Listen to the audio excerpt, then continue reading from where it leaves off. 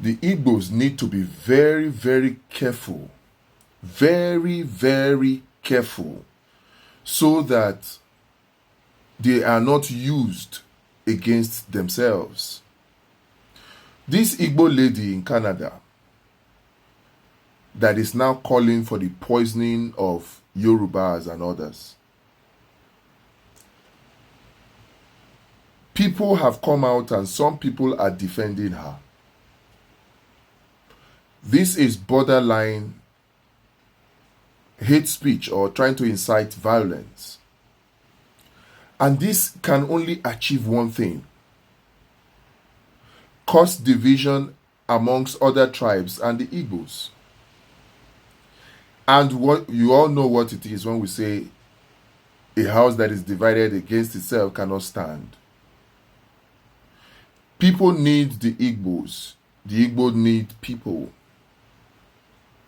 The Igbos will not sell their products to themselves alone. They need people to sell their products and goods and services to. Other people too need the goods and services that the Igbos provide. So we need each other. Coming out to say these kind of things. And then we have some people, I don't want to believe that those people are real Igbos, because I know some true Igbos. I want to believe that the people who are supporting these kind of actions, they are not real Igbos. They are probably supporters of Tinubu who just want to pose as Igbos so that they can cause confusion. We have seen it happen. When this talk about Lagos is no man's land came out, it was one of the supporters of Tinubu that started it, posing as an obedient. And it now became as if it is Igbos that are saying that Lagos belongs to them. The Igbo must go too that was started recently to counter or water down the End Bad Governance protest. The same thing. So I want to believe that this one too, it's not Igbos that are supporting this narrative. What is wrong is wrong. We are all traumatized by the policies of the current administration. We all seek better lives for our people. But we cannot in that process target innocent people. Innocent people. And you call for their poisoning. That is absolutely uncalled for and should be condemned in the strongest terms. So those people who are supporting it, posing as Igbos, I need the Igbos to come out and do one thing. You need to call them out and say they are not speaking on your behalf. Because your silence is some kind of consent. It will be construed as if you are supporting this kind of ethnic bigotry, which does not help anybody. We need to come out and collectively speak against it, because from the way it looks now, it will be counted to be an Igbo thing. Meanwhile, it is not.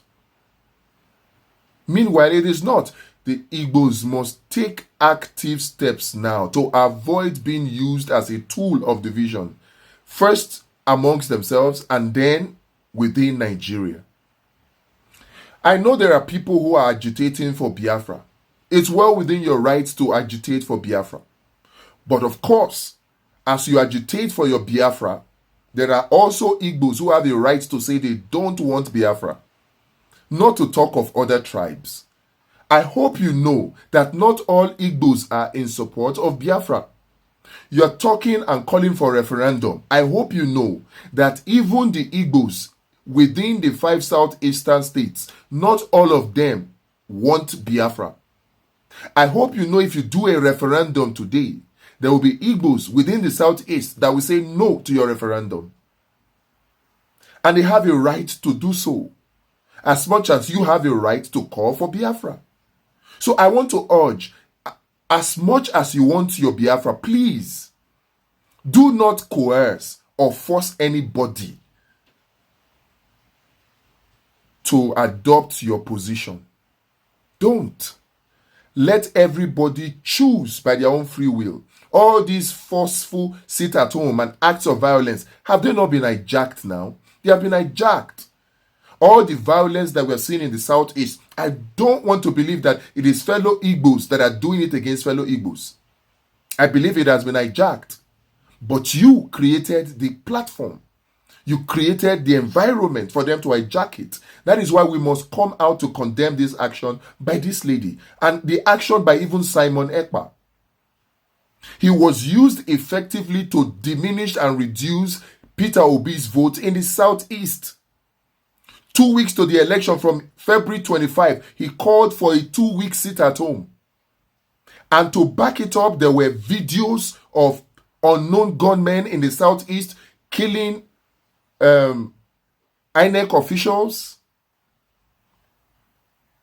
There were such videos. There were videos of same unknown gunmen terrorizing even old women.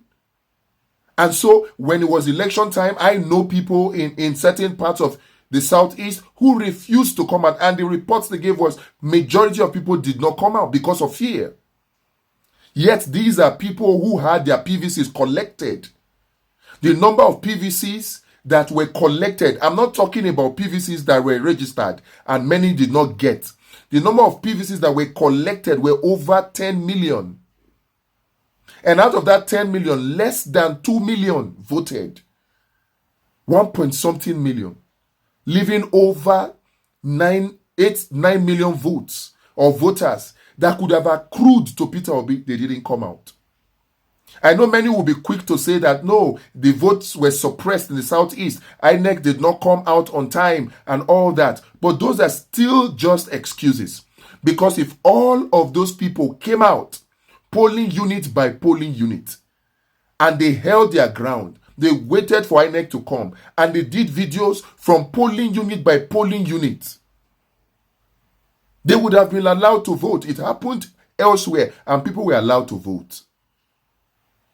So if there is delay is not denial. So that cannot be an excuse. It was the actions of Simon Ekpa that put fear in the minds of people that reduced drastically the votes of Peter Obi from the Southeast. If we had 3 million votes for Peter Obi from the Southeast, Peter Obi would be president of Nigeria today. So aside from even having millions of votes that could have come, the elites of the Southeast did not support Peter Obi. These are the things that we should look at. We should seriously address this issue of Igbos working against Igbos, particularly in this Peter Obi situation. We must avoid it. And that is why it's important we speak against this action of this lady, calling for the poisoning of others. It is wrong. It should be condemned. Because if it is not condemned by you, the well-meaning Igbos, it will be construed to mean that you are in support of it. And I don't want to believe you are in support of it. And if they successfully push that narrative, it will mean that it will make our work almost impossible trying to sell a Peter Obi to Nigeria. So please, well-meaning Igbos, you must come out now and condemn this action. You can't just be silent. You must not allow the actions of people like Simon Ekpa to terrorize you into silence, to scare you into silence, because silence is consent. And the consent in this place will be dangerous, not only for the Igbos, but for the whole of Nigeria. We want Nigeria to work. Let's all put hands together to make it work. And on this Simon Ekpa thing, I know what we need to do. We'll talk about it subsequently.